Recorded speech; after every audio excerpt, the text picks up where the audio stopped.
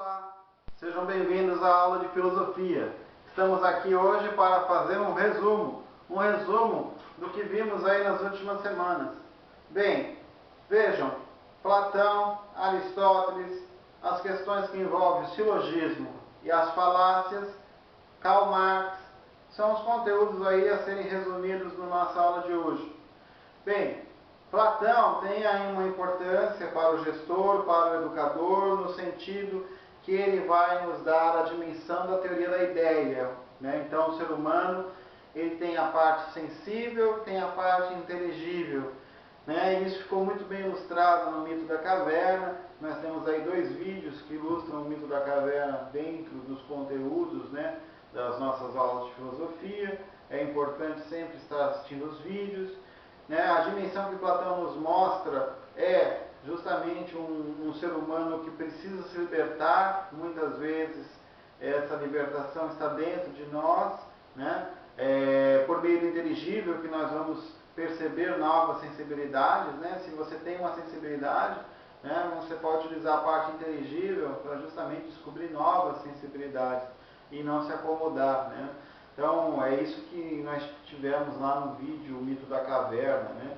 O fogo interno, a nova descoberta da sensação, né? Além daquela fatídica fogueira que existe retratando sombras numa caverna. Existe muito mais ao nosso redor e isso vai se dar pelo inteligível.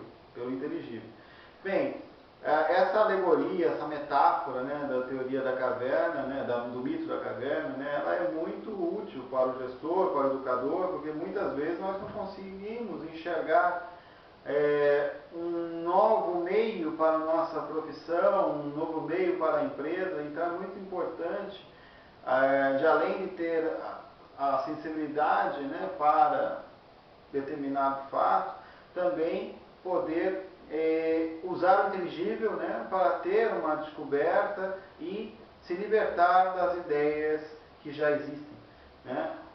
Ter novas concepções em sala de aula do ensino, novas concepções de gestão para a empresa. Então, Platão se torna muito importante, né, naquela aula, porque ele vai nos mostrar que tanto na pedagogia como na gestão a sociedade precisa de novas ideias, de novos projetos, né? Uma escola precisa de um professor dedicado? Não tão apenas dedicado, mas também um professor que tenha uma visão além do que seja apenas uma sala de aula, por exemplo, e o gestor também ter uma visão além do seu mundo empresarial e sim do mercado como um todo, né? Não apenas da sua empresa. Então isso é muito importante, isso é um conteúdo, né, importante que nós temos em Platão. Aí já no segundo momento nós temos a aula de Aristóteles, né? Aristóteles nos traz o processo de conhecimento, a organização das coisas. É muito importante o processo de conhecimento, a questão da sensação, né, da memória, da experiência, e aí vai se evoluindo, vai chegando a questão da arte e depois a produção do conhecimento por meio de ciência, por meio da teoria.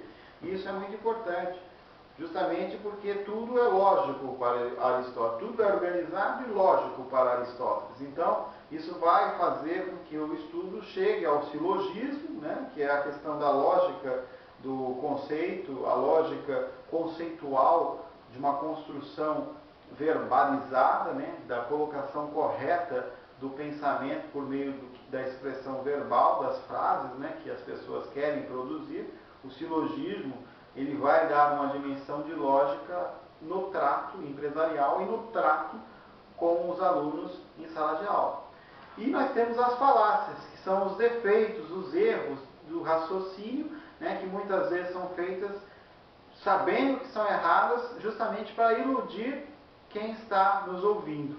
Então as falácias, nós apresentamos uma classificação de falácias, são várias, né? Elas são muito importantes no estudo de filosofia e nos servem no cotidiano, nas nossas relações em sala de aula e também na gestão das empresas.